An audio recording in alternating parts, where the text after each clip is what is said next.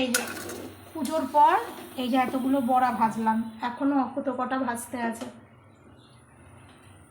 আমার গোপাল পুজো হয়ে গেল, আর গোপালকে আমি তালের বড়াও ভেজে দিলাম, অল্প কটা ভেজে দিলাম, এখনও মেলা বড়া ভাজতে আছে। আর আজ যেহেতু জন্মাষ্টমী, একদম নিরামিষ রান্না করেছি, আর সিম্পল রান্না করেছি। হচ্ছে ওই যে মুগের ডাল ডাটা দিয়ে, আর এখানে রয়েছে ভাত, আর এখানে রয়েছে একটা পাঁচ তরকারি, ছ্যাঁচড়াও বলা চলে, পাঁচ তরকারির মতন রান্না করেছি, আর এখানে রয়েছে আলু ভাজা। আমি খেতেও বসে গেছি, কারণ খেয়ে দিয়ে আবার বড়া ভাজবো। আর আমি ভাত খাচ্ছি এই কারণেই, আমি শুধু গোপালকে তালের বড়াই প্রথমে না খেয়েই ভেজে দিই।